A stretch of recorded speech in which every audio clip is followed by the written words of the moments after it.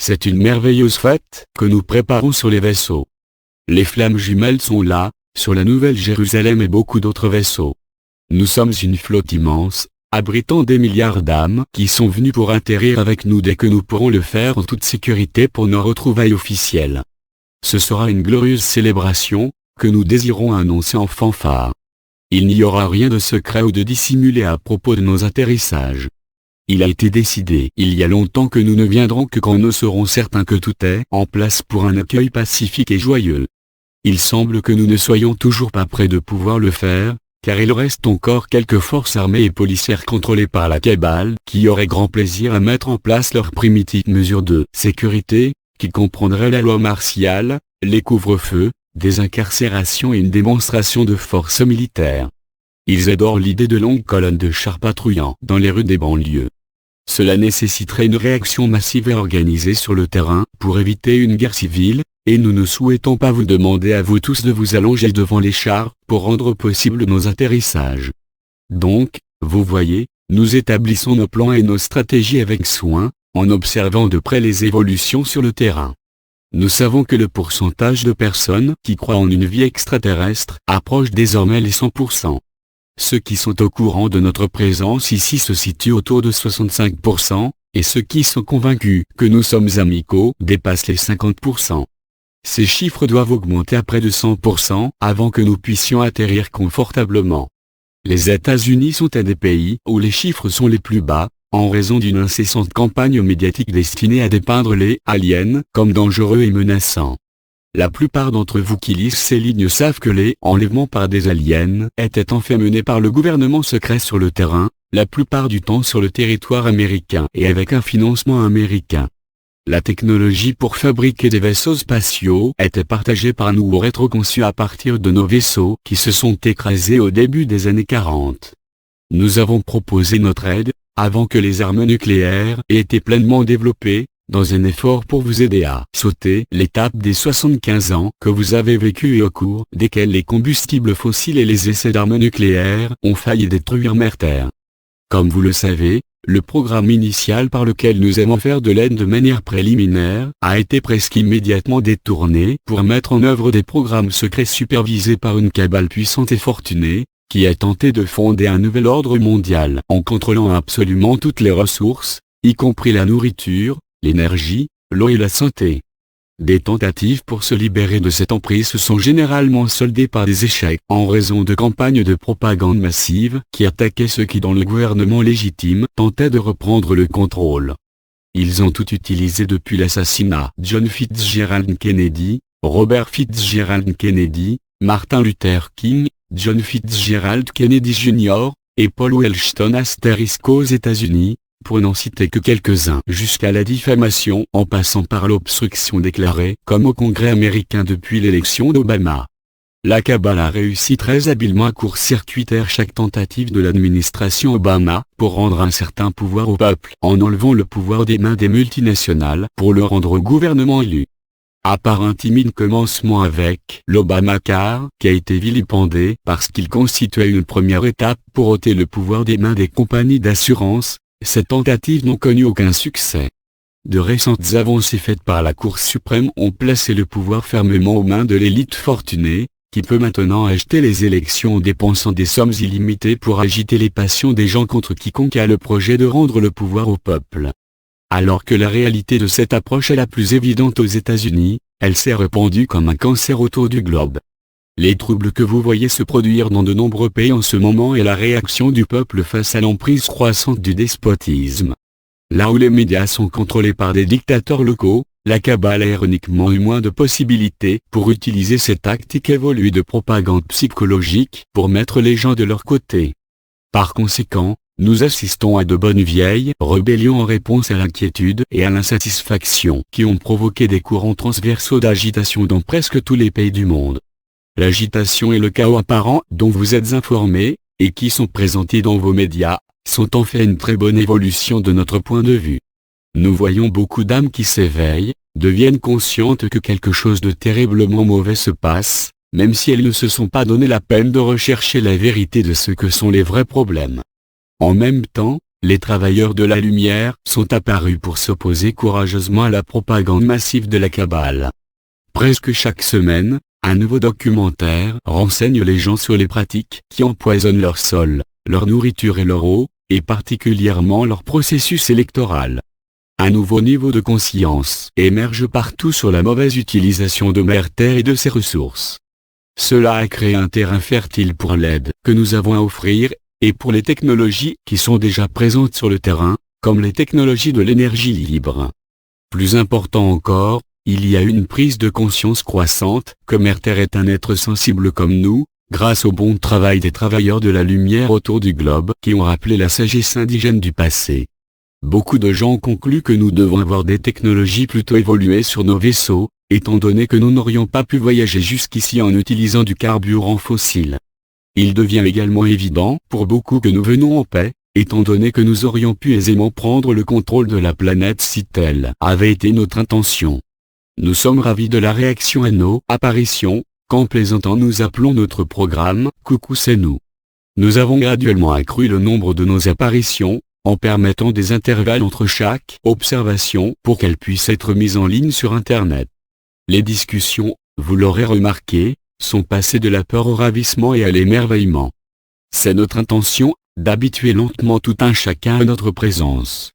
À présent, plus de 60% des habitants de la Terre admettent qu'ils ont vu un vaisseau à un moment ou à un autre. Nous avons avancé lentement et avec précaution.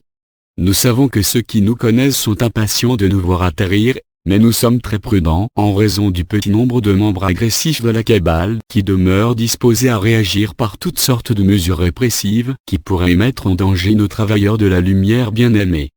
Bien que leur direction s'affaiblisse, ils disposent toujours d'énormes troupes et armements. Nous travaillons avec des militaires de haut rang pour les éveiller au fait qu'ils sont utilisés comme des marionnettes, contre leurs compatriotes. Mettez au courant les militaires et les forces de police que vous connaissez. Je vous assure qu'il y a de l'écoute maintenant. C'est en effet une pilule difficile à avaler, pour ceux qui ont vécu dans leur croyance dans l'honneur et la responsabilité, et qui sentent qu'ils ont été fidèles à leurs principes, d'apprendre qu'ils ont été utilisés sans ménagement par les forces des ténèbres. Voilà les bonnes personnes dans l'armée, les forces de police et de sécurité réparties sur tout le territoire, qui deviendront les aides et les organisateurs lorsque toutes les anciennes structures devront s'écrouler. Beaucoup d'entre eux se rapprochent de jour en jour de la reconnaissance dans leur cœur qu'ils doivent agir selon leurs propres sentiments d'amour et de compassion, indépendamment des ordres de la hiérarchie. Tout est préparé, mes bien-aimés, pour l'aube d'un nouveau jour. Les énergies que vous sentez balayer la planète ont éveillé et énergisé tout un chacun. La négativité et le désespoir font place à des actions joyeuses un peu partout. Le nombre des organisations à but non lucratif et des projets basés sur le volontariat a explosé l'année dernière. Un nouveau sentiment de joie et de désir de réaliser des travaux ayant un sens a remplacé l'adhésion obstinée à la meule aiguisée qui était la façon dont la plupart des gens considéraient leur travail. Tout est en transition, tout est en mouvement. Je suis venu aujourd'hui, chers amis, parce que nous sentons qu'il est important pour vous d'être conscients des changements massifs et positifs que nous voyons. Vous avez travaillé dur pour élever vos vibrations, pour votre propre ascension. Ce faisant, vous avez contribué à créer une lame de fond d'énergie hautement vibratoire. Je vais maintenant vous décrire ce que nous considérons comme un défi pour achever la mission d'amener toute la planète au niveau élevé nécessaire pour l'ascension de toute l'humanité. Nous voyons ce que vous appelleriez un phénomène bimodal. Si vous deviez créer un graphique en forme de cloche, courbe de Gauss ou chapeau de Napoléon, NDT, pour illustrer les niveaux d'intensité générale des habitants de la planète, vous verriez deux cloches, une à l'extrémité supérieure qui inclut tous ceux d'entre vous qui ressentez de la joie dans l'attente de ce que vous savez qui va venir. Votre courbe est étroite avec une forte pente, s'élevant aussi auquel sort du graphique, comparé au reste, un clocher virtuel de sentiments de haute vibration.